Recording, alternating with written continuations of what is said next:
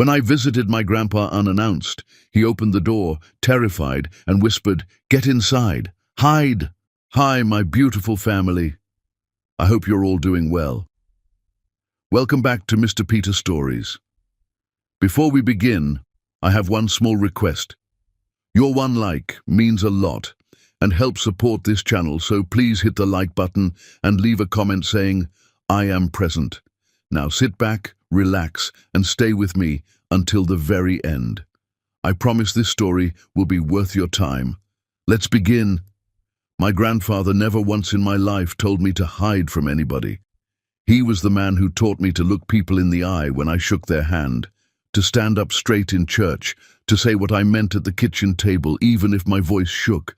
So when he opened his front door on Dobson Street, gripped my wrist with a strength I did not know he still had, and whispered, "Get inside, hide. She can't know you're here."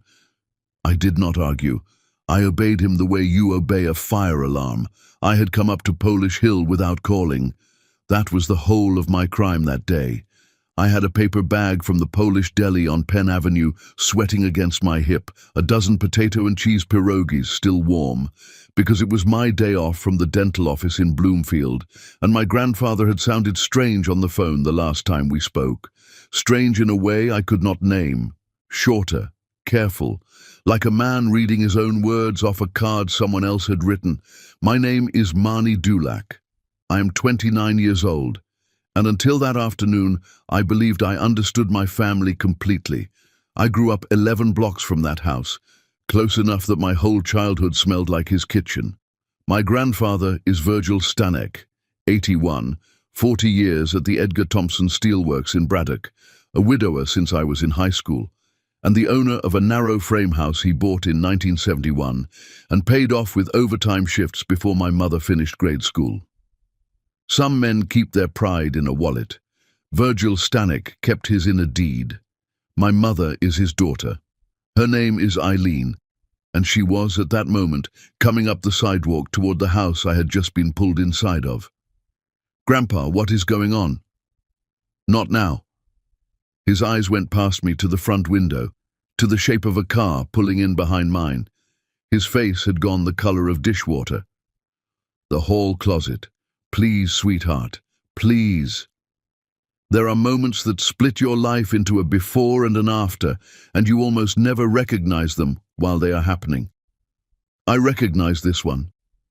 Something in my chest turned over slow and cold, and I stepped backward into the closet among his winter coats, and he pressed the door until only a knife of light remained. The doorbell rang like it was any ordinary day. "Dad." My mother's voice, bright as a struck bell. "You didn't answer this morning. We worried." I was in the yard. "In this heat?" "Dad, you can't be doing that." A pause, the sound of her heels on his floor, and then lower, to someone else. "Get the folder." The second voice belonged to my stepfather, Wade Kessler, and he said only one word: "Kitchen." I have spent a long time since then trying to explain to people what it does to you, standing in the dark of your grandfather's closet, breathing in wool and mothballs and 50 years of his life, listening to your own mother talk to him. Not the words, the voice. She was using a voice I had never heard from her, and I had heard every voice she owned. This one was sweet and slow and patient, the way you talk to a child you're steering toward bed. "Sit down, Dad. You want coffee? Sit. Wade, get him his cushion." "I don't need the cushion." "Of course you do. Now listen, we came because the bank called us again." "The bank has no reason to call you." "Dad." A soft laugh and paper sliding on the table.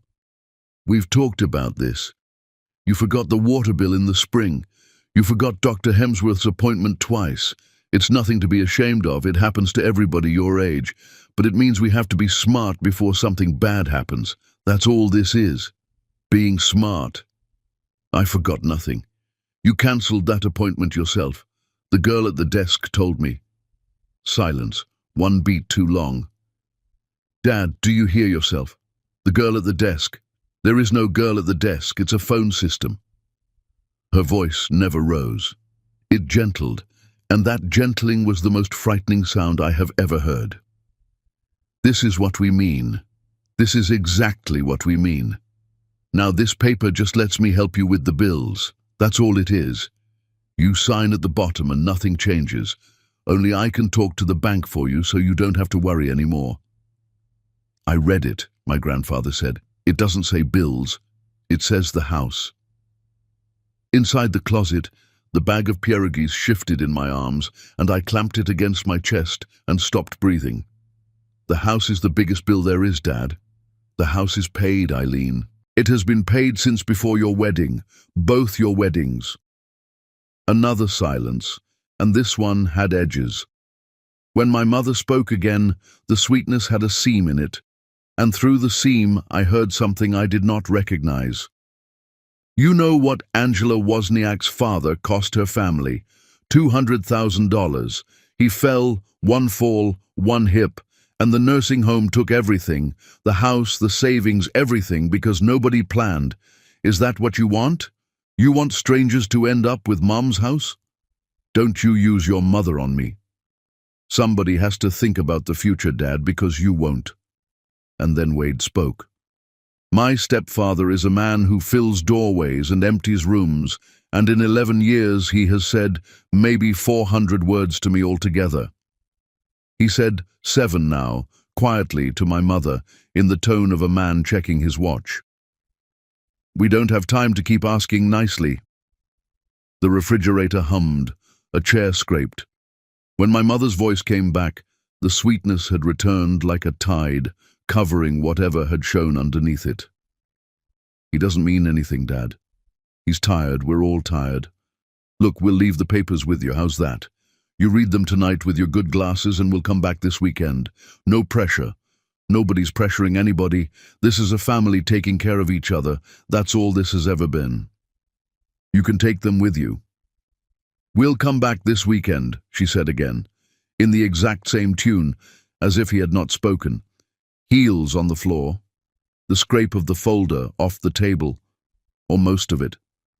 Her voice moved toward the front door and passed within 4 feet of me, trailing perfume, and through the crack I saw a slice of her, lipstick and sunglasses pushed up in her hair. My mother, a woman I have loved my whole life, and my legs went weak against my grandfather's winter coats. Lock the door behind us, Dad. There've been break-ins. There have never been break-ins on Dobson Street. I could see the lie's purpose even then. A locked door does not keep strangers out. It keeps a man in. The door closed. A car started, idled, and rolled away down the hill toward the parkway, and still my grandfather did not come to let me out. I heard him standing in the hallway, and I heard something worse than crying, which was an old man breathing carefully, on purpose, the way you breathe when you are deciding whether to fall apart. I came out on my own. He was leaning on the wall beneath the picture of my grandmother, the one from the church festival where she is laughing with her whole head thrown back, and he could not look at me. 81 years old, a man who once carried a co-worker 300 yards over his shoulders through a mill accident, and he stood in his own hallway ashamed in front of the person who loves him most alive. Grandpa, you shouldn't have heard that. How long has this been happening? He waved a hand, the way he waves off aches, doctors, sympathy. It's nothing. Your mother worries. That's all it is, Marnie. Worry sounds ugly through a door. That wasn't worry. Grandpa, look at me. That wasn't worry. She's your mother, he said, and his voice cracked in the middle of the word, and he turned and shuffled toward the kitchen so I would not see his face. Leave it, sweetheart. For me. Leave it. I might have. God forgive me, I was raised to mind my elders, and I might have left it, might have talked myself into the version where this was a misunderstanding, where daughters do not circle their fathers like weather. But I followed him into the kitchen to put the pierogies in his refrigerator, and that is when I saw it. They had gathered their folder, but paper is slippery and hurry is careless, and one page had slid half under the napkin holder my grandmother bought in Ocean City the year before she died. I pulled it out to bring it to the trash, thinking it was nothing. A flyer, a receipt. It was not a flyer. Across the top, in printed capitals, it said Deed of Transfer. Below that was the legal description of the property at Dobson Street, Pittsburgh, Allegheny County, Pennsylvania, the lot and block numbers, the parcel my grandfather bought in 1971 with his hands and his back and his overtime, and on the line marked Grantee, typed already, waiting only for a signature that had not yet been given, was my mother's name. My grandfather saw me holding it. He sat down slowly at his own table, folded his big ruined hands, and said the sentence that started everything that came after. Now you know why I answered the door scared. Chapter 2. What Shame Sounds Like. There are two kinds of quiet in an old man's house. The good kind, which is a clock and a radiator and a ball game turned low.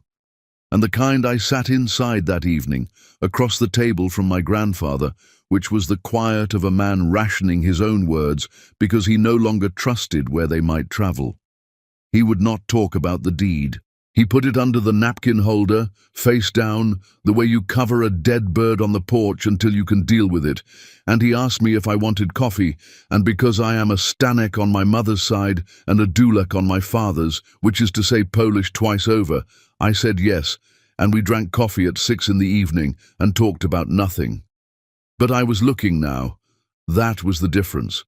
I had walked into that house 100 times since my grandmother died and seen only what I expected to see.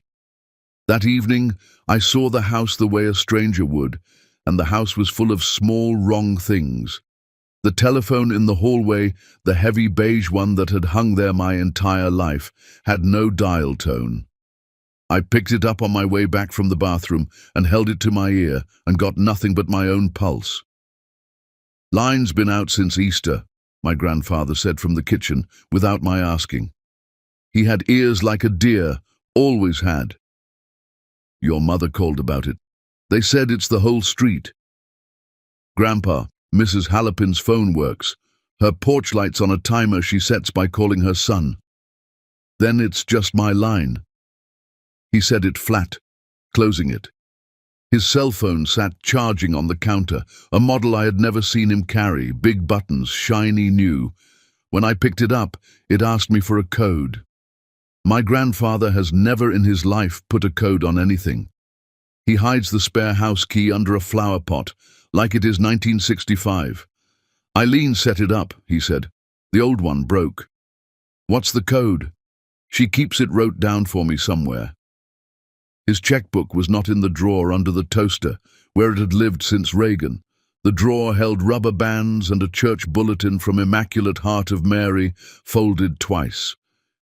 "She does the bills now," he said before I could ask. He was answering questions faster than I could ask them, which is its own kind of confession. "It's easier. My eyes. Your eyes read that deed just fine today."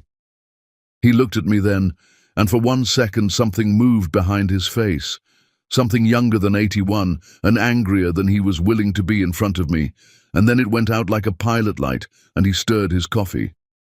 "When did you last go to the fish fry?" I asked him. "Every Friday of my childhood, Lent or no Lent, he and the men from the mill met in the basement of the church hall. Kowalczyk, Bantz, the Ference brothers. Cards after. He came home smelling like fried cod and cigars and put his winnings, usually $4, in my college jar. He was quiet a long time. "They stopped going," he finally said. "All of them? All at once? People get old, Marnie. Stanley Ference calls the house of everybody he's ever met on their birthday. Are you telling me Stanley Ference stopped calling you?" "Maybe he called the phone that's broke," my grandfather said, and then he heard his own sentence lie down flat in the middle of the table between us, and he closed his eyes. That was the moment I understood the architecture of it. Not a plot, nothing so dramatic as a plot. Not yet. A pattern, a dead landline, a locked phone, a managed checkbook, friends who stopped calling, or whose calls stopped arriving, which from inside the house looks exactly the same. Every single piece of it explainable, reasonable, kind. Every single piece of it a brick, and my grandfather living quietly inside the wall they made. "I want to see the bank statements," I said. "Marnie? You don't have to accuse anybody of anything. I'm not accusing anybody of anything. I'm your granddaughter, and I'm asking to see the statements. And if everything is fine, you get to say, 'I told you so,' and I will drive to the deli and buy you the good kielbasa, and we will never speak of it again." "And if it's not fine?" he said. The question sat there. He had asked it in a small voice, smaller than I had ever heard from him, and I understood that he had already looked. Maybe not at paper. Men like my grandfather do their arithmetic in their heads, at night, on their backs in bed. He had already looked, and what he needed was not a granddaughter to discover it. He needed a witness so it could be real outside his own skull. "Then it's still going to be fine," I said, "because now there's two of us." He got up without a word and went to the bedroom, and I heard the closet, and the particular slide of a shoebox off a shelf, and he came back with the box that used to hold his good funeral shoes and set it on the table like it weighed more than shoes. Statements. Not organized, just kept, some opened, some never opened, months of them. We spread them out, and I turned on the big light over the table, and my grandfather put on his good glasses, and for the next hour the only sounds in that kitchen were paper and the radiator, and once, very softly, my grandfather saying a word in Polish that he had never once said in front of me in 29 years. It was there. It was not hidden. That was the thing that made my stomach turn. It was not even hidden. Withdrawals, every month, from the checking account where his pension and Social Security landed. 400 here, 600 there, marked as cash. Then, starting in the fall, a new rhythm. A flat 800 on the 3rd of every month, regular as a mortgage, going somewhere the statement identified only as a transfer. "Where does that go?" I asked.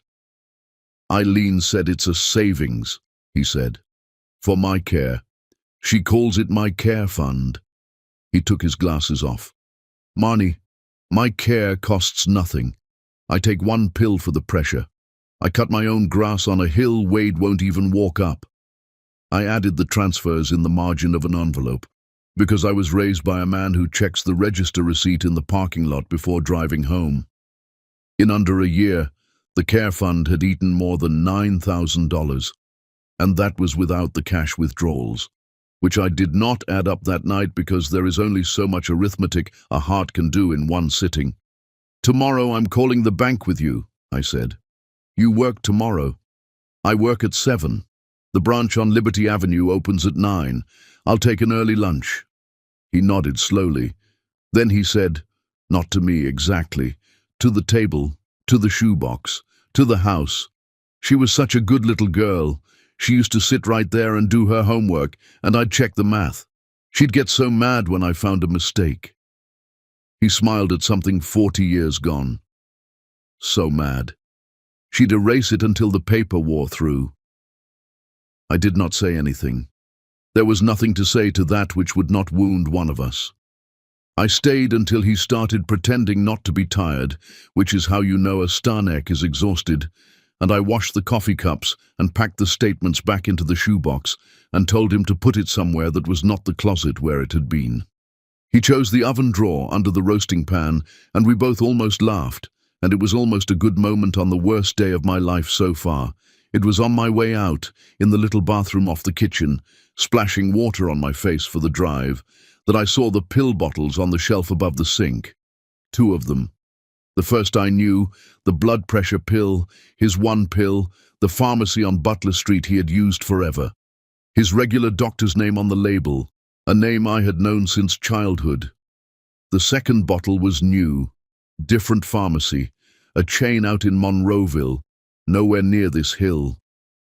A prescriber's name I had never heard, not his doctor, not any doctor he had ever mentioned. The prescription had been filled twice already. The label said so, and the instructions read, "Take 1 tablet at bedtime as needed for agitation." I stood there with the water running and the bottle cold in my hand. My grandfather does not have agitation. My grandfather has a garden and a pressure pill and a daughter with a folder. I looked up the medication in the car, engine running, porch light on, because he would not close the door until I drove away. He has done that my whole life. The first line of the description told me everything and too much. It was a sedative. Chapter 3. The second doctor. The first thing I did the next morning, before work, before coffee, before sense, was drive back up the hill and count my grandfather's pills. He watched me do it from the bathroom doorway in his robe, half amused and half something else. The bottle from Monroeville said 60 tablets, filled twice. I tipped them into my palm in rows of 10 the way I count instruments at work, and there were 41 left. "Do you take these?" I asked him. "She gives me one when I get worked up," he said, "in the tea." "Worked up how?" "Her word." He rubbed his jaw. I raised my voice once about the checkbook, once. After that it was, "Dad, you're getting worked up, drink your tea." The tea makes me sleep till 10 the next day. I told her I didn't want it, and she said the doctor said. "Which doctor, Grandpa?" "Dr. Hemsworth retired 2 years ago." "Who is this name on the bottle?" He looked at the label for a long moment, and I watched an 81-year-old man do something terrible. I watched him doubt himself, not his memory. His memory was fine and both of us knew it. He doubted whether he was allowed to be certain. "She took me somewhere in the fall," he said slowly. "Out past Monroeville. Said Hemsworth's practice transferred me. There was a young fella, looked at me maybe 10 minutes, asked me the date, asked me to count backwards from 100 by 7s, asked me who the president was. Eileen did most of the talking, told him I'd been wandering." "Wandering," that's what she said. "Wandering and leaving the stove on and getting agitated." He said the word agitated like it had a bad taste. I told the man none of that was true, and he wrote something down, and Eileen put her hand on my knee and said, "Dad, this is what we mean," and he wrote something else down. I want to explain what happened inside me in that bathroom, because it was not rage, not yet. It was recognition. I clean teeth for a living, and I know what it looks like when a chart says one thing and a mouth says another. Somebody, somewhere out past Monroeville, had a chart on Virgil Stanek, and the chart was being written by my mother. I called off my morning, and we went to the bank instead. The branch on Liberty Avenue has known my grandfather for 50 years. The manager, a neat man named Mr. Okafor, took us into the little glass office, and my grandfather set his ID on the desk and said, "I want to know everything about my own money." And Mr. Okafor, God bless him, treated that like the most reasonable sentence ever spoken, because it was. The $800 a month was going to a savings account titled "In Two Names," my grandfather's and my mother's. Opened in the fall. My grandfather had no memory of opening it, and when Mr. Okafor turned the screen around and showed the signature card, Grandpa put on his glasses, leaned in, and went very still. "That's my name," he said. "That's not my hand." Mr. Okafor's face did not change, but his voice did, a half-tone lower. "Mr. Stanek, are you telling me you did not sign this card?" "I'm telling you I write my V like my father wrote his V, like a check mark. Have my whole life. That V is drawn round like a horseshoe." He tapped the glass once, hard. "Somebody drew my name." "There's also a convenience signer on your checking account," Mr. Okafor said carefully. "Added in October, Eileen Kessler." "What does a convenience signer get to do?" "Write checks, withdraw. It's meant to help elderly customers with bills." He paused. "It is also, I'm sorry to say, the single most common tool of family financial abuse that I see in this chair, and I have sat in this chair 11 years. Nobody said anything for a moment. My grandfather looked at his own name, drawn by someone else's hand. And I watched shame try to climb back up his neck, and I watched him swallow it down. Then he said, "What can I do today, right now, in this office?" That sentence was the first brick out of the wall. We could not undo the joint savings there and then, not with the signature in dispute. That would need more. Mr. Okafor was honest about it. But my grandfather removed the convenient signer from his checking with a stroke, ordered new checks, changed the account's contact phone from the cell phone my mother controlled to mine, and set a verbal password on the account. And when Mr. Okafor asked him what password he wanted, my grandfather said the name of my grandmother's home village near Rzeszów, spelled it twice, and dared the world to guess it. In the car he was quiet. Then he said, "Marnie, you know what I did the whole drive down? I named it. 3rd of the month, 800. That's Wade's truck payment, or near it. I priced trucks last year for the Ference boy. I know what a payment runs." He looked out the window at Liberty Avenue going by. "I did that math in October, sweetheart. I did that math in October, and I made myself forget it because if I remembered it, I'd have to know." That afternoon I started the notebook. A plain school notebook from the Rite Aid, 79 cents. Nothing digital, nothing my mother could ever say I edited after the fact. First page, the date, and then in my best printing, everything, in order. What I heard from the closet, the deed with her name typed on it, the dead landline that only died on his line, the locked phone, the pill count, 41 of 60 times 2, the joint account, the horseshoe V, times, dates, names. On the inside cover I wrote nothing dramatic, just, "This notebook belongs to Marnie Dulac and it is true." Then I did the thing I had been circling all day. I tested him. God forgive me, I sat at his kitchen table with the notebook, and I tested my own grandfather, because I needed to write down what I found in ink that predated whatever was coming. I did not tell him that was what I was doing. I did not have to.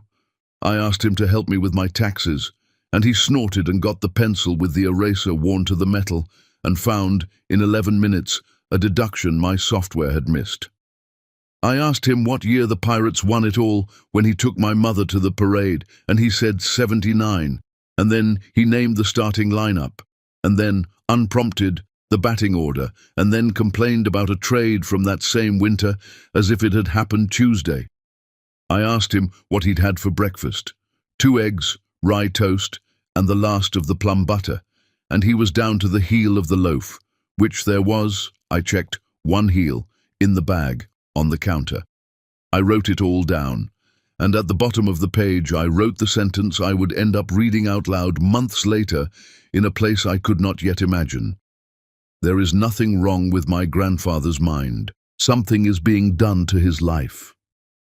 It was nearly dark when my phone rang. My cousin Bethan, Len's oldest, up in Erie, who I talked to at Christmas and funerals and otherwise love from a distance. "Marnie." She sounded careful, the way people sound when they have been handed something and don't know where to set it down. "I'm just going to ask you straight because you were always straight with me. Is everything okay with you, money-wise?" "What?" "Because Aunt Eileen called my dad last night. She's been calling everybody, I guess." Bethan took a breath. "She's telling the family that Grandpa's mind is going, that it's gotten bad, wandering, leaving the stove on, that they're probably going to have to, her words, take some legal steps to protect him. And Marnie, honey, she's saying the reason it can't wait is you." The kitchen was very quiet. My grandfather looked up from the table. "She's telling everyone you've been coming around him without telling anybody, working on him, getting him worked up against the family. She told my dad you've had money troubles nobody knows about." Bethan's voice dropped. "She told him to write down every time you've been alone with Grandpa. Marnie, she's telling people to keep records about you." I looked at my 79-cent notebook, open on the table between us, and understood that my mother had started hers first. Chapter 4. Grant Street. It took me 4 days to get my grandfather into a lawyer's office, and in the end it was not me who managed it. It was Stanley Ference. I had gone around the wall. If the calls could not come in, I would carry them myself. So on Thursday, I drove to the Ferrance house in Lawrenceville and sat in a kitchen that smelled like cabbage and cigars, and told an 83-year-old man that his best friend had not stopped wanting to see him. Stanley listened with his hands flat on the table. Then he said, "His girl told us he was bad off. Told us calls confused him and visits were worse. We sent a card at Easter." He looked at his hands. "Nobody sends a card to a man 10 minutes away unless somebody's told them the door is closed." Friday, Stanley Ferrance climbed Dobson Street on his two bad knees carrying a box of cream puffs. And I will not write down what those two old men's faces did when the door opened, because some things belong to them. But when Stanley left 3 hours later, he stopped me on the sidewalk and said he'll see the lawyer now. I told him what happened to my brother-in-law in Carrick. Same recipe, different kitchen. By the time anybody fought it, the house was gone. He tapped my arm. Shame keeps a man quiet right up until he hears his own story in somebody else's mouth. Ruth Ann Petrillo's office is on the 9th floor of a building on Grant Street downtown, with a window that looks across at the courthouse and the county office building, which I would learn to know far too well. She's somewhere in her 60s, wears reading glasses on a chain, and has a handshake like a door closing. On her wall, where other lawyers hang golf photographs, she has a framed crayon drawing and beside it, a black and white picture of an old woman on a stoop. "My grandmother," she said when she saw me looking. "Somebody talked her out of her house in 1974. That's the whole story of why you're sitting in this office and I'm sitting in this chair. Now show me what you brought." We showed her the notebook, the statements, the deed of transfer with my mother's name typed on the grantee line, the pill bottle from Monroeville, the signature card with the horseshoe V. She read for 20 minutes without speaking, making small pencil marks, and my grandfather sat with his cap on his knee the whole time, upright, like a man at a doctor's office waiting on results he already suspects. Finally, she took her glasses off. "Mr. Stanek, I'm going to tell you where you are, and I'm not going to soften it, because men who worked in front of a blast furnace generally don't thank you for softening things." "I'd appreciate that," my grandfather said. "There are two roads your daughter can take to your assets, and she has a foot on both. Road 1 is a power of attorney. You sign, and she becomes your agent, legally entitled to act as you. In Pennsylvania, that document needs your signature, 2 witnesses, and a notary. Done properly, it's a wonderful tool. Done improperly, it's a skeleton key. The deed she wants signed is the blunt version of the same idea. No artistry to it at all. Just give me the house." "And Road 2? I asked. "Road 2 is worse because it doesn't need his signature at all. It's called guardianship. She petitions the orphans' court right across that street and asks a judge to declare your grandfather an incapacitated person. If the judge agrees, the court appoints a guardian of his person, his estate, or both. A guardian doesn't ask your grandfather's permission for anything. Where he lives, what he spends, who visits him. Incapacity is decided on evidence." She held up one finger. "Medical evidence, which is why the most interesting item on this table is not the deed, Mr. Stanek. It's that pill bottle and the 10-minute doctor out past Monroeville who now has a chart that says wandering stove agitation. Someone has been writing the first chapter of a guardianship petition since the fall. They just haven't filed it yet." The office was quiet. Below us, Grant Street went about its business. "So what do we do?" my grandfather said. "We get there first, not with a lawsuit, with a record." She counted it off. 1, a full independent evaluation, a real one, hours, not minutes, at a geriatric center that specializes in capacity. If your mind is sound, and having listened to you for half an hour, I'd bet this office on it, we put that in writing from a source no judge in that building will wave away. 2, you execute new documents properly here today if you want. Your own power of attorney, naming an agent you trust, your own healthcare directive, so there is no vacuum for anyone to rush into. 3. We quietly fix the bank, which your granddaughter has largely done already. She looked at me over the glasses. 79 cents for the notebook? Yes, ma'am. Best money spent in this case so far. Keep going. Dates, times, exact words. You're not building revenge, you're building a record. Courts don't believe the loudest person. They believe the person with the boring notebook. And then she came to it. The thing I had felt circling the room since we sat down. There is a fourth thing, Mr. Stanek, and you won't like it. What's been done to you already, the withdrawals, the joint account with a signature you say isn't yours, that's not a family squabble. That has names in the criminal code. I'm obligated to tell you that we can involve the Area Agency on Aging. They investigate exactly this under the Older Adults Protective Services Act, and it costs you nothing and takes the weight off your family to police itself. I'd strongly advise it. My grandfather was shaking his head before she finished. No police, no agencies, no courts. His voice was low, but it had the mill in it. The voice men obeyed around dangerous machinery. You don't take your own child in front of a judge. I'll sign your papers. I'll see your doctors. I'll lock every door there is to lock. But Eileen is my daughter, and whatever's gone wrong in her, it'll be fixed at my table, not in that building across the street. He looked at me, and his eyes were terrible, soft, and hard at once. Your grandmother would rise up out of Calvary Cemetery, Marnie. Her own grandchild's mother. Ruth Ann Petrillo did not argue. I learned later that she never argues that point on the first visit, because she has sat across from 40 years of parents saying the same sentence, and she knows the sentence has to break on its own. Then we do 1, 2, and 3, she said, and we do them fast. Before we draft anything, I need to see what already exists. Marnie, this takes 10 minutes. She turned to her computer. When a power of attorney is used for real estate or banking, it very often gets recorded with the county Department of Real Estate, so third parties can verify it. Recorded documents are public. Let's make sure the field is empty before we plant, she typed. Virgil Stanek, the parcel on Dobson Street. Her pencil tapped twice against the desk and then stopped tapping. Mr. Stanek. Her voice had changed, flat, careful, the voice of a person double-checking before saying something out loud. I'm going to ask you a question, and I need you to be certain of the answer. Have you, at any time, this year or last, signed a power of attorney naming your daughter, Eileen Kessler, as your agent? No. You're certain?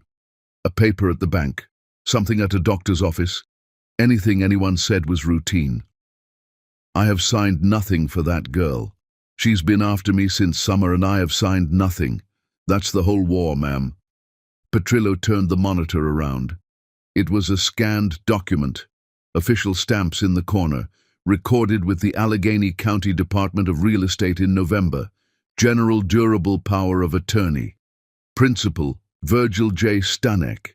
Agent, Eileen M. Kessler, with full authority over banking, real property, and gifting. Witnessed by 2 names I had never heard, notarized, stamped, and sworn.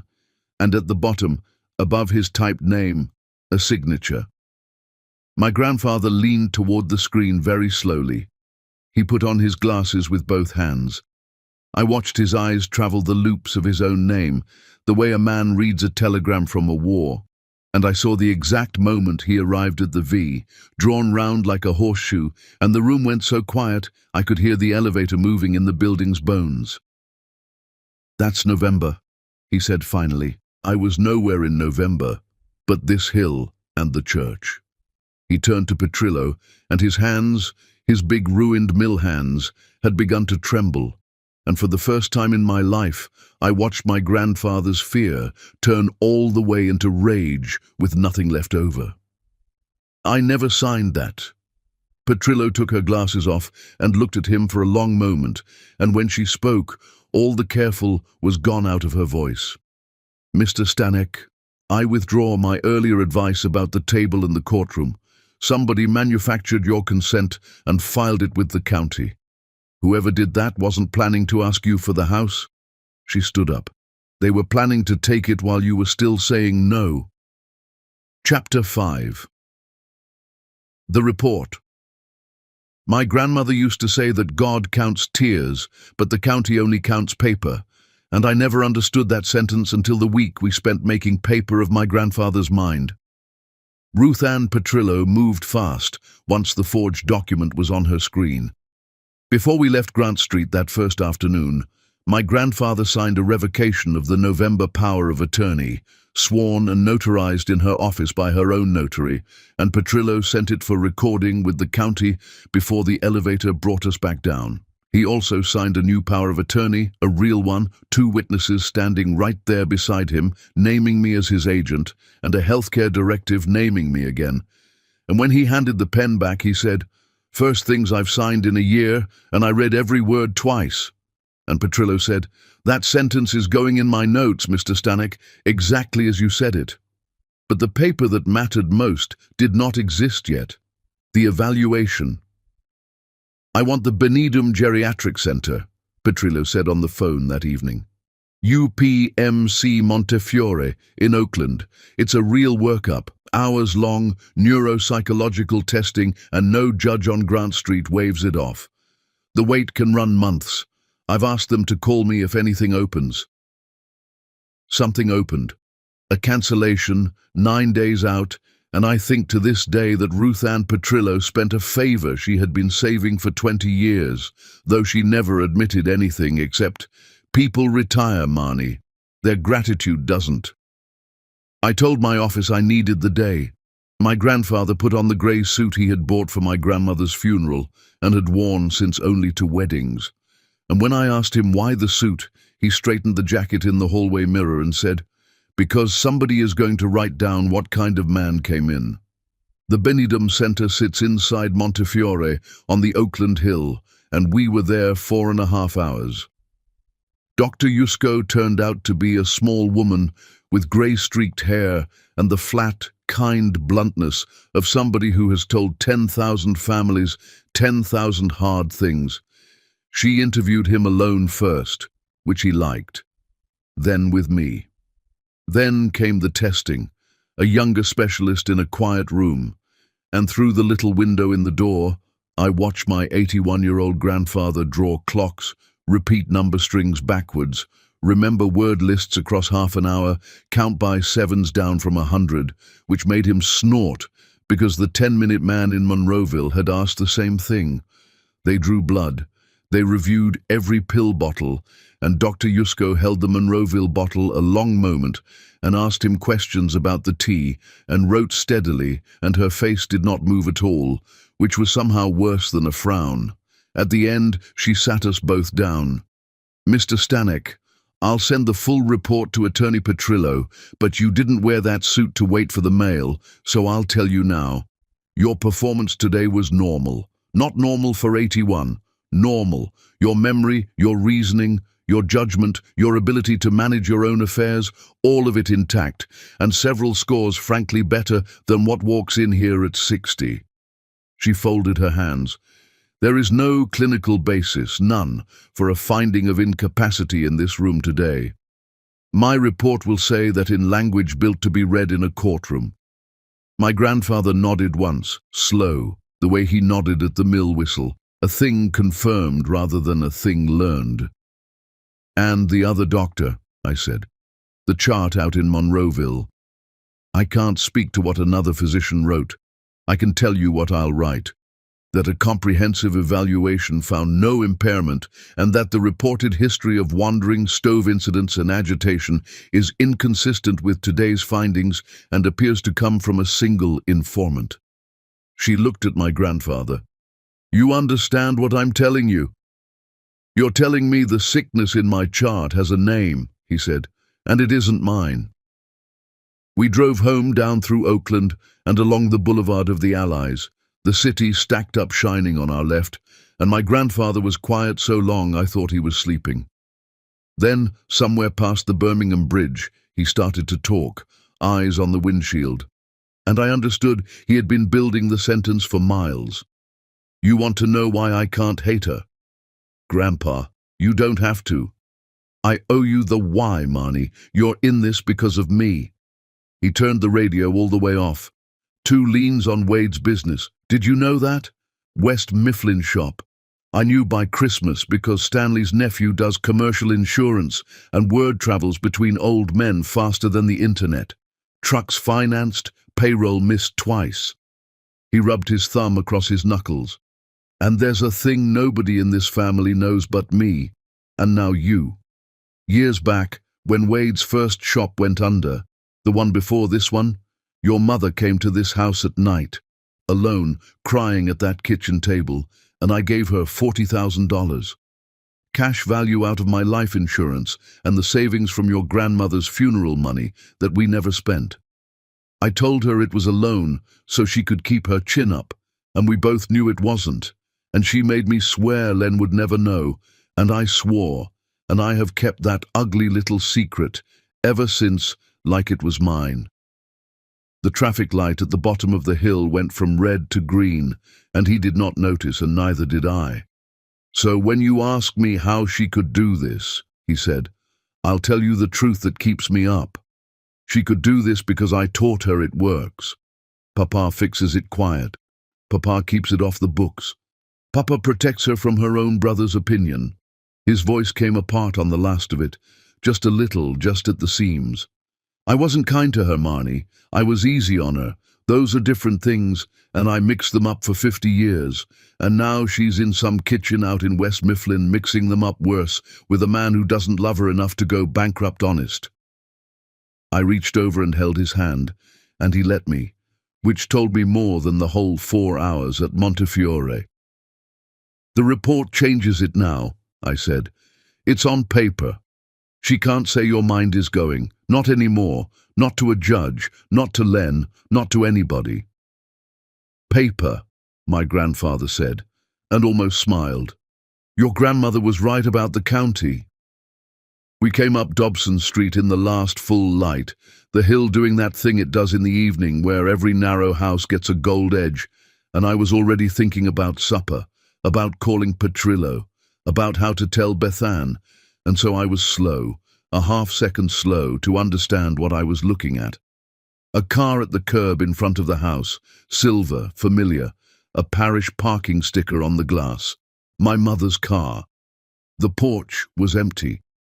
The front door stood open behind the storm door, and through it I could see straight down the hallway, to the kitchen, to the table, where Eileen Kessler sat in her father's chair with her back straight and her hands folded on a single piece of paper, waiting, composed like a woman who had been sitting there a long time getting calmer instead of angrier, which was, in my mother, the very worst sign there was.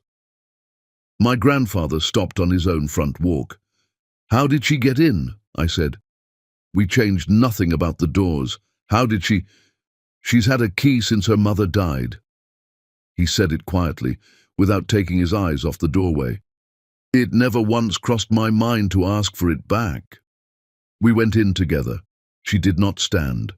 She turned the paper around on the table with 2 fingers and slid it toward us, and I saw the UPMC header, the appointment reminder. Benedum Geriatric Center, comprehensive evaluation, that day's date, mailed to the house because the intake clerk had asked for his mailing address, and he had given it. Of course he had given it. Honest men fill out forms honestly. Well, my mother said in the sweet, slow voice, but with something new moving underneath it now, something with a shell cracked off. Somebody's been busy. My grandfather crossed his own kitchen and took the paper out from under her folded hands, not roughly, and she let it go. And for a moment, before she stood, my mother looked around that kitchen, at the napkin holder from Ocean City, at the chair where she had done her homework while her father checked the math, and something crossed her face that had no strategy in it at all. It looked like drowning. You have no idea, she said, and for 3 words her voice was nobody's mother. What it costs to keep everything from coming down. Then she found the sweet voice again, smoothed her skirt, and the window closed as if it had never opened.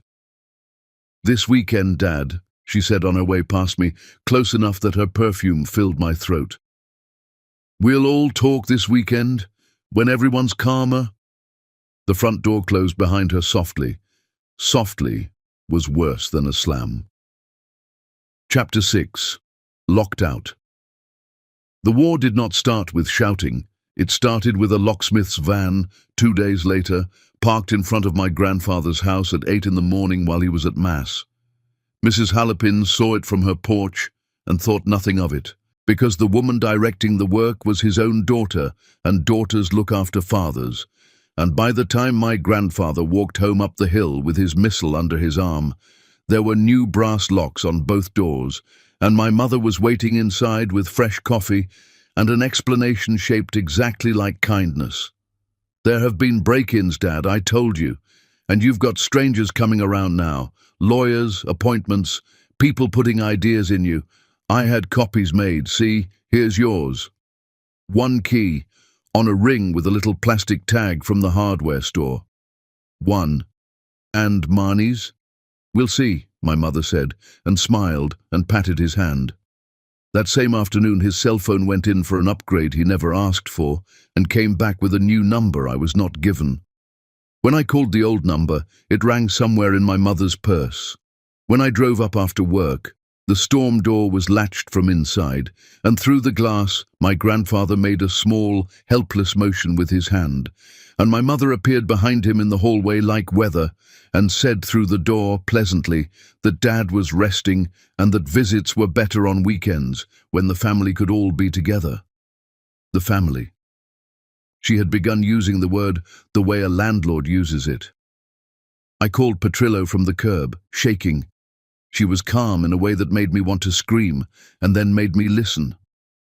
"Marnie, hear me. Everything she just did is reversible, and none of it is smart. He is not a prisoner, he has no guardian, and she has no authority. We revoked it and recorded the revocation. He can walk out that door, call a locksmith of his own, and bar her from the property today, and the law is entirely with him." She paused. But he won't. But he won't, because the only way to make the locks matter is to make it open war in front of the whole family, and he isn't ready, and if we force him before he's ready, we lose him. So we do it my way. Quiet. He has a phone she doesn't know about within a week. I have a drawer of them for exactly this. You see him at church, which she cannot stop without showing the whole parish her hand. And you keep writing in that notebook, because every lock and every latched door is a page, and pages are how this ends. Do not give her the scene she's trying to pull out of you. That scene is the whole point of the locks. So we went underground in plain sight. Sunday Mass at Immaculate Heart of Mary became our office. My grandfather in his pew, me 2 rows back, and after, in the slow crowd on the steps, 3 minutes, 4, a folded note pressed palm to palm like we were spies, which we were, in the country of my own family. Stanley Ferrans carried messages inside cream puff boxes. Mrs. Hallepin, who missed nothing on that street in 40 years, started keeping a log of every car at the house without my even asking, dates and times in her church bulletin margins, because it turns out my grandfather was not the only one on that hill who knew what was happening and was ashamed to say it out loud. The Sunday dinner happened without me. Bethan told me after, on the phone, her voice low even though she was calling from her own house in Erie. She cried, Marnie. Aunt Eileen stood up at the table with the pot roast going cold and cried, and said Grandpa's worse than anybody knows and that it breaks her heart, but the doctors have concerns. She kept saying it like that. The doctors have concerns. And then she said, and I'm just telling you exactly, she said the hardest part is that Marnie has money problems she's kept from the family, and she's been isolating him, working on him, turning him against everybody, and that she'd found out Marnie already got herself made power of attorney, and everybody gasped like it was television. And my dad, Marnie, my dad put down his fork and believed her. I watched him. He believed all of it. And you? Bethan was quiet a second. I remembered you counting pills into your hand at Christmas when Grandpa had that cough, and reading the box twice. You count things. You've always counted things. People who steal don't count out loud. She exhaled. I don't know what I believe, but I know I called you and not her. I wrote that down too. It went in the notebook under the date. Len believed her. Bethan called me. And I sat in my apartment in Bloomfield and understood that my mother had done something almost admirable in its efficiency. She had taken the truth, that there were doctors, that there was a power of attorney, that somebody was isolating Virgil Stanek, and she had simply reassigned all of it to me. The best lies are just the truth, wearing somebody else's coat. The cost was arriving in my own life by then, and I was too far in to invoice it. I had used up my personal days. I had rescheduled patients 3 Fridays running, and my office manager had stopped being sympathetic and started being formal. And Aaron, who I had been with 2 years, sat on the edge of my bed one night while I transcribed Mrs. Hallopin's car log into the notebook and said, I want to say something, and I need you not to bite my head off. You didn't ask, but my mother thinks, and honestly, I halfway think, that whatever's going on up that hill is between your mother and your grandfather, and that you've made yourself the main character in it. I looked at him for a long time. 2 years, and he was kind, and he was not wrong that I had disappeared up that hill. You're asking me to pick, I said. I'm asking you to be honest about whether you already have. He was right. I had. He kissed the top of my head like punctuation.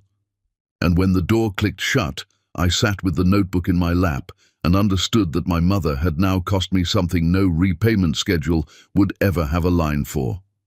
Then I opened it anyway, because Petrillo had said, pages are how this ends, and heartbreak is not a page. It was a Tuesday when Wade found me. I came out the side door of the dental office on Liberty Avenue at 5:30, and he was leaning against my car, not blocking the door. Just there, arms folded, sunglasses up on his head, and he smiled when he saw me, the easy smile of a man greeting family, which we technically were. Marnie, got a minute for your old stepdad? I stopped 6 feet away and did not answer, and he took that as yes. Your mother doesn't know I'm here. She'd be upset. She thinks talking makes it worse. Me, I think family talks. He looked up at the building, at the street, taking his time. Hard work, what you do. On your feet all day, and people's mouths, God. And all this other business on top of it. The appointments, the lawyers downtown. Lawyers run $300-400 an hour, don't they? That adds up for a girl on a hygienist's pay. He shook his head, sympathetic as a greeting card. It's a lot of weight you've picked up, I see it on you. Aaron see it too? The parking lot was very quiet. I'll tell you what I told your mother, Wade said, pushing off the car, unhurried. Nursing homes are hell on families. The fighting, the paperwork, the accusations flying around. Careers get wrecked over accusations, you know that? Licensed professions especially. Somebody files a complaint, true or not, and a girl spends 2 years and every dime clearing her name. He stepped past me, close enough that I could smell coffee and cold cigarettes, and paused. Your mother cries every night over this. Every night. He put his sunglasses down. I don't. He walked to his truck, the payment on which I could have recited to the dollar, and drove off down Liberty Avenue with his blinker on like a law-abiding man, and I stood in the parking lot until my hands worked again, and then I sat in my car and wrote down every word while it was hot, because pages are how this ends. Petrillo listened to it the next morning and said one sentence I will remember the rest of my life. Marnie, men only bring the weather when the calendar's already set. Something is about to be filed. Watch your mail. 2 days later, the certified letter came to my apartment. Green sticker, sign here. A law office in Monroeville. On behalf of our client, Eileen Kessler, regarding your pattern of undue influence, isolation, and financial exploitation of Virgil Stanek, an at-risk elder. Demand to cease all contact. Preservation of records. Governing statutes cited in a footnote, the same statutes Petrillo had explained across her desk, except aimed backwards, aimed at me. Part 3, Chapters 7 and 8. Full length preserved. Chapter 7. What was already gone. Petrillo read the letter twice, set it down, and did the last thing I expected. She smiled. Good. Good? Ruth Ann, they're accusing you in a letter which costs $400 and commits them to a story. Now every piece of paper we hold makes their story a lie, and they've put it in writing with a lawyer's name under it. She tapped the letterhead. Monroeville Firm. Same town as the 10-minute doctor. This isn't a family losing its temper anymore, Marnie. This is a build. And when somebody's building, you find out what they've already poured. Today we pull everything. Every account, every loan, everything with your grandfather's name or his social on it, full history. He's entitled to every line of it, no subpoena needed, it's his own money. She was already dialing. Bring him downtown Thursday, and Marnie, eat something. You look like the certified letter. Thursday then. A conference room on the 9th floor, Grant Street going about its business below, and the table covered end to end with paper that Mr. Okafor at the Liberty Avenue branch had helped assemble, plus records from 2 banks that were not his bank at all. That was the first wrong thing. My grandfather has banked at one place since Eisenhower. There were 3 folders on that table. Petrillo walked us through it the way you walk somebody through a house fire, room by room, worst last. The joint savings we knew about, the cash withdrawals we knew about. Then folder 2, a credit card, opened the previous autumn in his name, at a bank he had never set foot in, mailed to an address in West Mifflin, $11,000 run up in fuel, building supply, and something called equipment leasing, minimum payments made just often enough to keep it quiet. My grandfather looked at each page as it came, and said almost nothing, and I watched him get older in that chair, actually watched it, the way you can watch weather cross a field. His shoulders, the set of his mouth, 81 arriving in a body that had been holding it off by sheer refusal. Then folder 3. Mr. Stanek, Petrillo said, and her voice went to the register she used only for the center of things. In December, a home equity line of credit was opened against the property on Dobson Street, your house. The application carries your signature, the same round V signature as the power of attorney, approved limit $90,000. She slid the page across. Drawn so far, $61,000. The radiator ticked. Somewhere below on Grant Street a bus let out its air brakes. The house is paid, my grandfather said. Quietly, to the paper, not to us. It's been paid since '78. I burned the mortgage in the backyard in a coffee can, and your grandmother laughed at me and took a picture. He looked up at me. There's a lien on it now. That's what this says. That's what this paper is saying to me. Yes, Petrillo said. That is what it says. He sat very still. And then he asked the question I had been dreading since folder 2, because I had already done the arithmetic of what gets a person $61,000 when the accounts run dry, and my eyes had already gone on their own to his hands, to the gold band he still wore. Ruth Ann, my wife's things, her rings, her mother's pin, the coral necklace from her aunt in Baltimore. There in the cedar box in the bedroom closet, the box has a little brass key. He stopped, started again. Nobody would go in the cedar box. Nobody answered him, because the honest answer was a question, and so that evening we stood in his bedroom on Dobson Street with the last light coming through the curtains, and my grandfather took down the cedar box from the closet shelf, and it was light. He knew before the key turned. I watched him know. The coral necklace was there, the pin was there, the velvet ring pouch was there, and it was empty, and my grandmother's wedding set, the small solitaire he had paid off across 14 months in 1965, and the band she had never once removed until the hospital made her, was gone. He had promised it to me.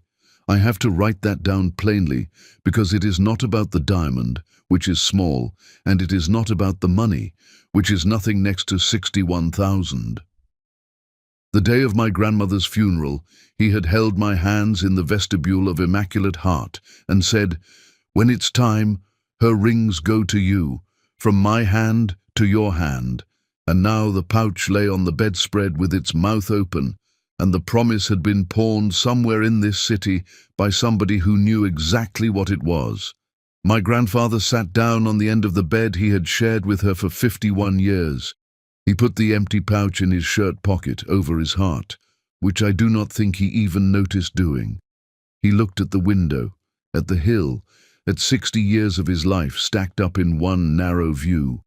And then Virgil Stanek stood up, and it was not the same man who had sat down. I have tried to describe this moment many times since, to Petrillo, to a judge, to myself at night, and the closest I can come is this. Some men break where they bend. My grandfather bent for a year, further than any of us knew, and that evening, in that bedroom, he reached the place in himself that does not bend, the place 40 years in front of a blast furnace had made, and everything after it was different. "Call your lawyer," he said. His voice was level and terrible. "Tonight. I'm done protecting her. She can have my forgiveness someday if God insists, but she cannot have your grandmother's ring, and she cannot have this house, and she cannot have you, Marnie. She does not get to burn you down to cover what she did. Call Ruth Ann. Tell her I said everything. The agency, the county, all of it. Everything short of the courts if it can be helped, and everything including them if it can't," I called. Standing in the hallway under the picture of my grandmother laughing, I called Petrillo's cell, and she answered on the second ring and listened and said, "Tell him I have the intake number for the area agency on aging on my desk, and I'll make the report myself in the morning. And Marnie, tell him this too.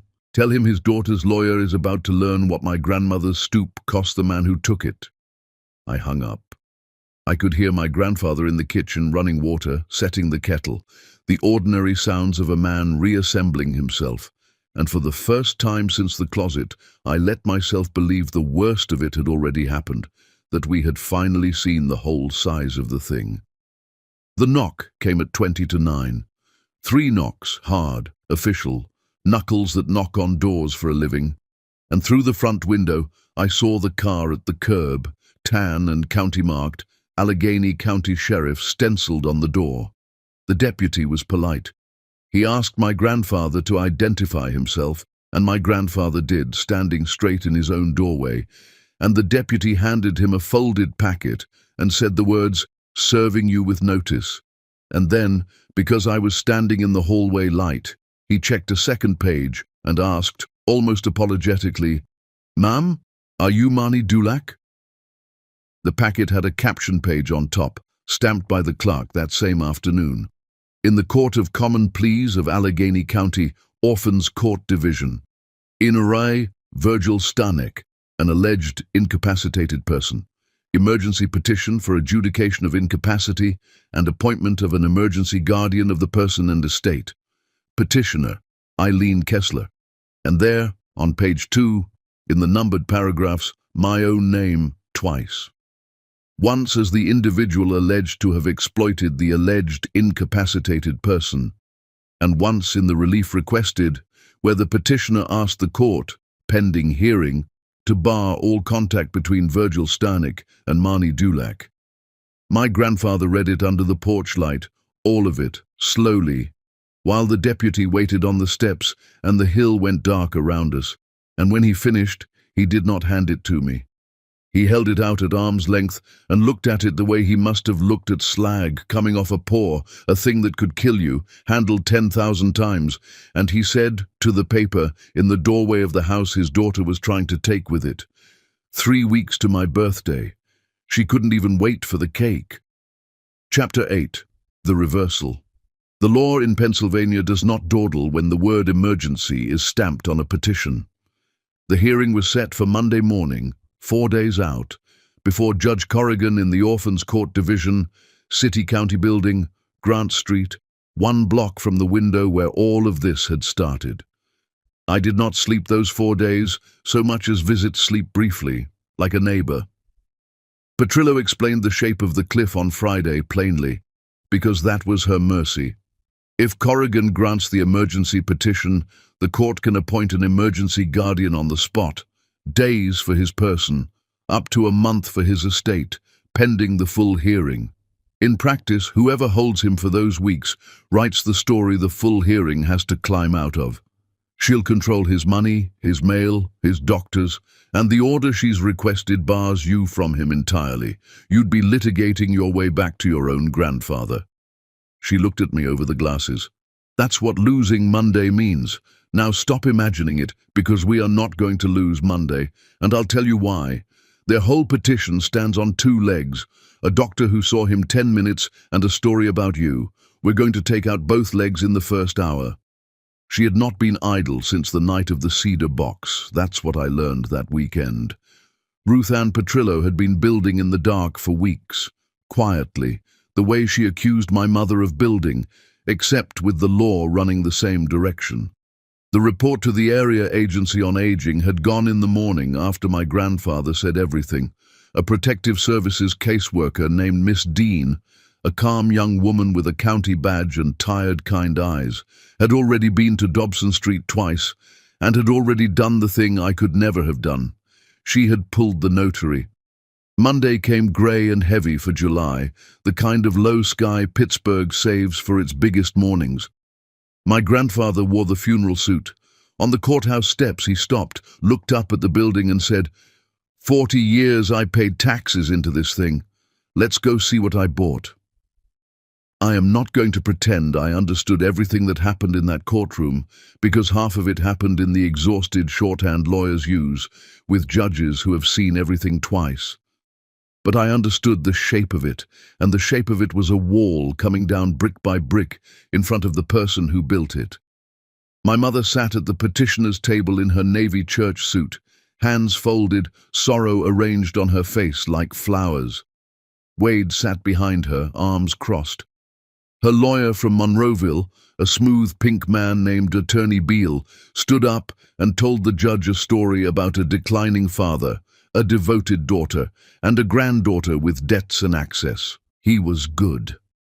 If I had not been the granddaughter, I might have believed him. Then Petrillo stood and did not tell a story at all. She entered paper. Exhibit 1. Dr. Yusko's report from the Benedum Geriatric Center. 4.5 hours of testing, no clinical basis for a finding of incapacity, several scores superior to men 20 years younger, and the sentence she had built to be read aloud, which Petrillo read aloud. The reported history of wandering, stove incidents and agitation is inconsistent with these findings and originates from a single informant. Judge Corrigan read it. Then he looked at Attorney Beale for a moment over his glasses, and something in the room shifted weight. Exhibit 2. The November power of attorney, side by side, with 40 years of my grandfather's true signature, the checkmark V against the horseshoe V on his mill pension papers, his wife's funeral contract, his 1971 deed. You did not need an expert. Corrigan held the pages up and looked between them the way you check a lottery ticket. And then Exhibit 3, which was not paper but a person, and I watched my mother's face when the door opened, because it was the first moment since the closet that I saw her genuinely surprised. Miss Dean, the county caseworker, took the stand and stated that in the course of an open Protective Services investigation under the Older Adults Protective Services Act, she had interviewed the notary whose seal appeared on the November document, and that the notary, when shown Mr. Stanek's photograph, had signed a statement, which Miss Dean now offered to the court, that Virgil Stanek had never appeared before her, that the document had been brought in already signed among a stack of business papers by an established commercial customer, and that the customer was the owner of an HVAC company in West Mifflin. The room got very quiet. Wade Kessler looked at nothing at all. Attorney Beale asked for a recess. He got 5 minutes and spent them in the hallway with my mother, and whatever was said out there, she came back in with her sorrow rearranged into something smaller and harder. Beale withdrew the request for emergency relief and asked to be heard on scheduling. Judge Corrigan denied the emergency petition on the record, ordered an independent court evaluation before any further proceedings, continued the protective services matter, and then did the thing Petrillo told me later that judges only do when they are genuinely angry. He spoke slowly. Counsel, the November instrument and the statement of the notary are being referred to the district attorney's office by this court. I want that understood at both tables. This court does not decide criminal matters. It does, however, recognize one when it is handed one as an exhibit. The gavel came down on the word exhibit. Outside, on the granite steps, in the grey light, I hugged my grandfather so hard his cap came off, and Petrillo permitted herself one full smile. And for the length of that hug I believed it was over, because I was 29 and did not yet understand that a courtroom can only ever win you the part of a war that lives in a courtroom. My phone rang while we were still on the steps. Eerie number, Len. I had not spoken to my uncle since before the Sunday dinner, where he put down his fork and believed her. His voice was strange, careful, a man carrying something breakable across a room. Marnie, don't hang up. A breath. I heard about this morning. Bethan heard from somebody at the parish. It's already everywhere. Another breath. I've been going through Mum's boxes. The ones I took after the funeral, they've been in my basement 11 years. There was never a reason. His voice dropped. Marnie, I found something. In Mum's handwriting. I need you to tell me the truth about my sister. All of it, because I don't think this started last fall, and I don't think I'm the only one she's done it to, and I think Mum knew. Len, slow down. Knew what? Not on the phone, my uncle said. I'm driving down Wednesday. Tell Dad.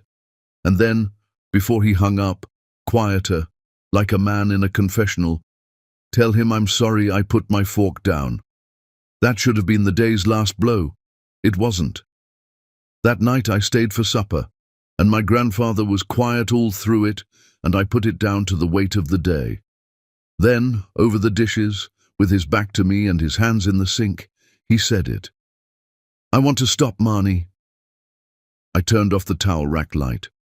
Stop what? All of it. The DA, the referral, whatever comes next. He set a plate in the rack with terrible care. I saw her face today, when the county woman said West Mifflin. I've known that face since it was 3 days old, Marnie. I watched it learn to lie, and I watched it stop being able to. She's going to be charged. Her, not just him. You understand what I'm telling you? Forgery. Her father's name. They put people in front of juries for that. His hands had stopped moving in the water. I got my house back today. I got my name back. Maybe that's the win. Maybe a man takes that and closes the door. She's my daughter. I can't be the one who puts her in front of a judge.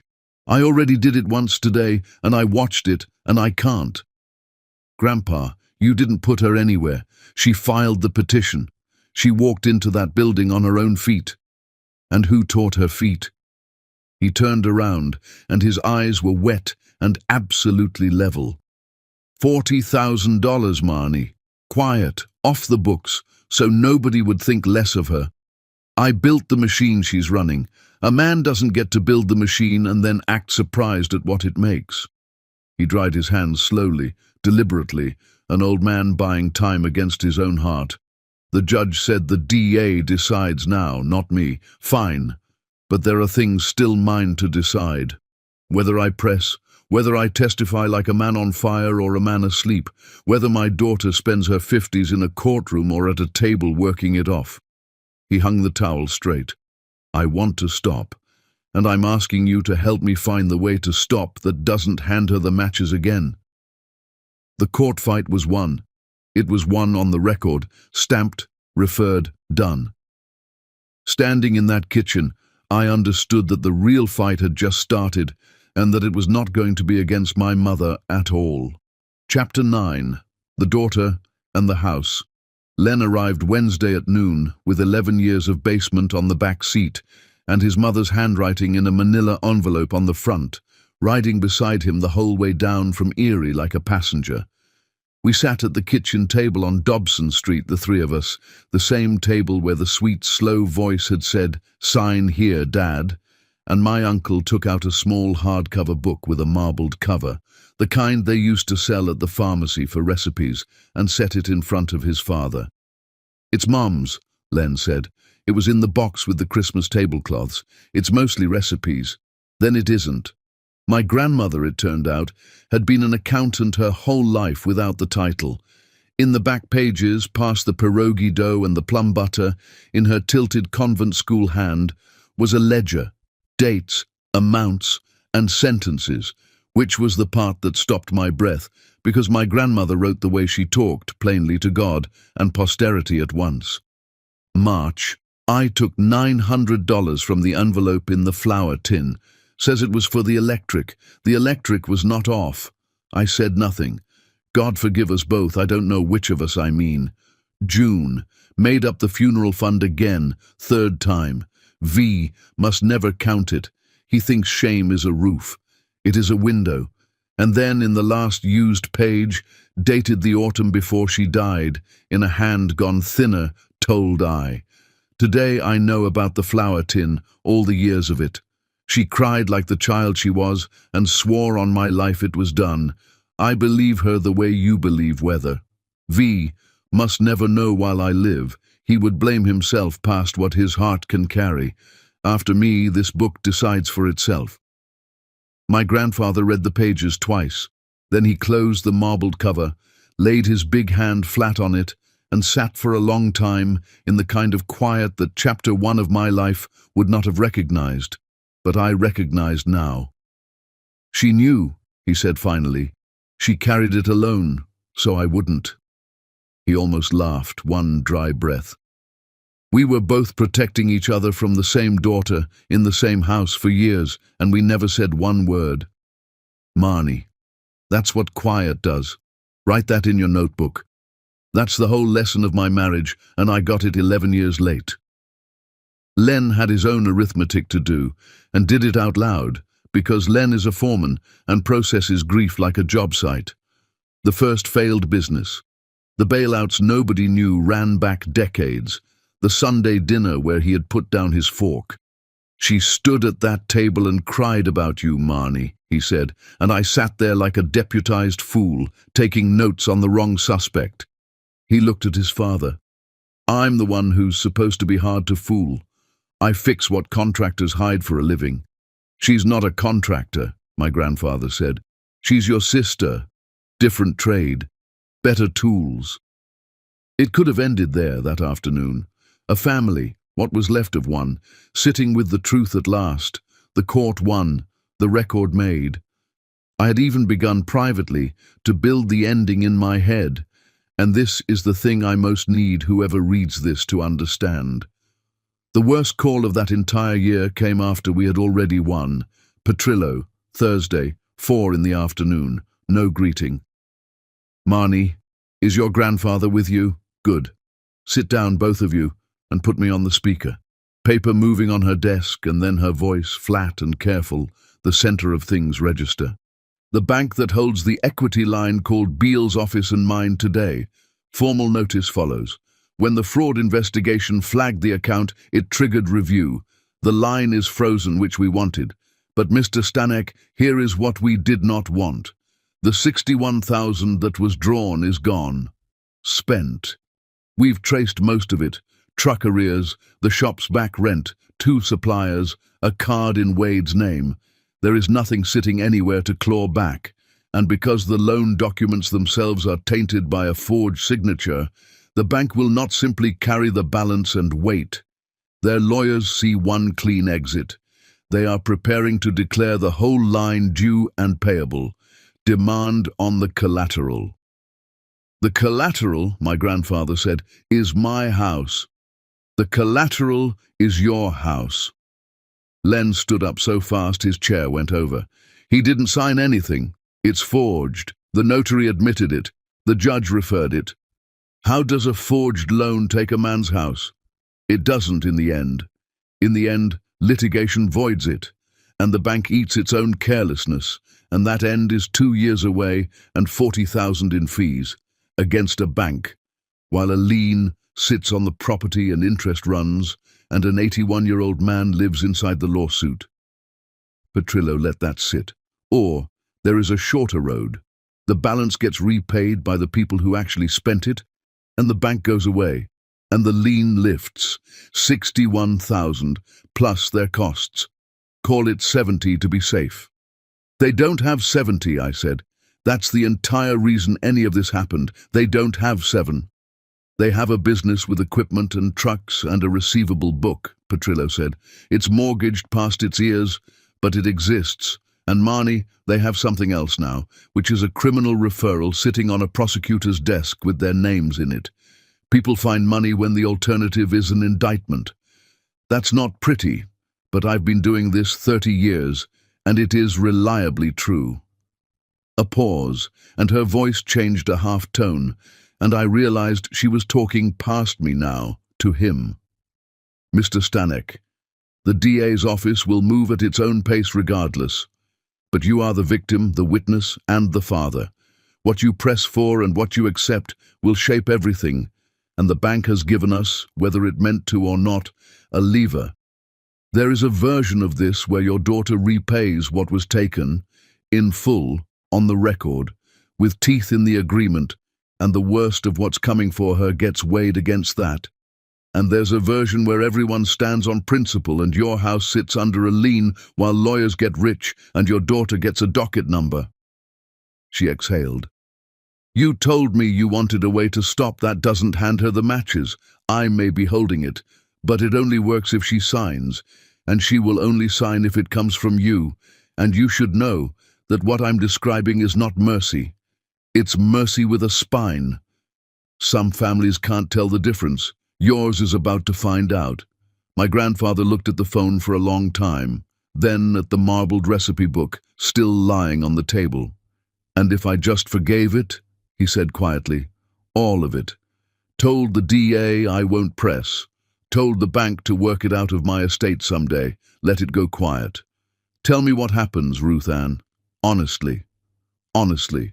The DA may proceed anyway, weaker, slower.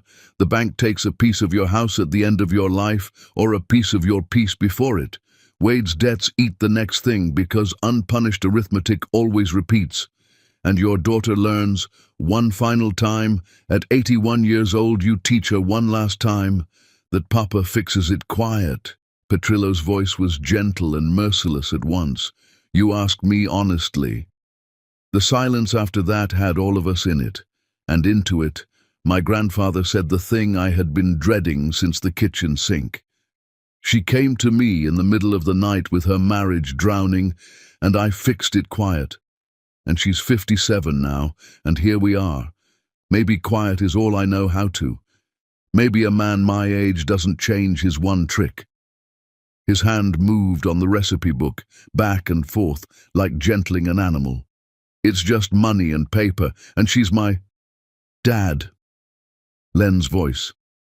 My uncle had picked his chair back up and was sitting in it, and he leaned forward with his elbows on his knees, a foreman at the end of a long day, and he said it without heat, which is why it landed. Forgiving her is yours to give, Dad. Nobody at this table will say one word against it. But the house isn't yours to give away to make the forgiving easier. It's where Mom is. And the ring wasn't hers to take, and Mom's flour tin wasn't, and Marnie's name wasn't. The year of her life she spent on this wasn't. He nodded at the marbled book. Mom carried it quiet and it grew. You carried it quiet and it grew. I'm asking you one time to try the other way, and I'm asking as the kid who didn't get the 40,000 and never once needed it, because you raised me too, and look, it took. My grandfather looked at his son, and whatever passed between those two men had 50 years in it and no room for me, and at the end of it my grandfather nodded once, the mill nod, a thing confirmed. Then we do it at my birthday, he said, all of them at one table. Ruth Ann draws the paper. I'll do the talking. He stood, and put the recipe book in the drawer under the toaster where the checkbook used to live, home at last, among the true accounts of the house. Your grandmother always said it, the truth belongs at a full table. Chapter 10. The birthday. My mother planned the party herself. That's the detail I keep returning to, all this time later. The hall at Immaculate Heart was booked in April, back when the plan still required a devoted daughter in public view, and she never cancelled it, because cancelling would have looked like what it was. So on the last Saturday of July, the parish hall filled with Staneks and Dulaks and Kowalczyks and Ferences, kielbasa and pierogies steaming on the long tables, a sheet cake from the bakery on Butler Street with blue letters, Happy 82nd Virgil, and my mother moving through all of it in a yellow dress, pouring coffee, being seen. She did not know the guest list had grown by one. Ruth Ann Petrillo sat near the back in a cardigan, looking exactly like somebody's aunt, a leather folder on the chair beside her. My grandfather waited until the cake was cut. He is a steelworker. He knows about timing, about heat, about the moment a pour sets. Then he stood, tapped his glass with a spoon, and the hall went affectionately quiet, 60 people expecting a toast from a man who never gives them. "I want to thank you all for coming," he said, "and I want to tell you what this year was." I watched my mother's spine straighten by degrees as he spoke, and this is what the hall heard.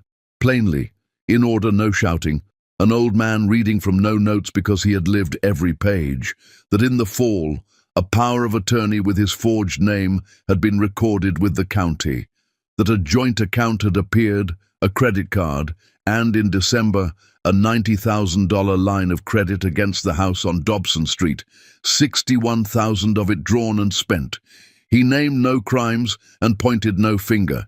He said the papers named themselves, that the county's protective services had investigated, that a notary had sworn he never appeared before her, that a judge had ruled him sound after a doctor spent 4.5 hours proving what everyone in this hall already knew, and here he raised the pale blue report so the room could see it, and set it down on the table next to his cake.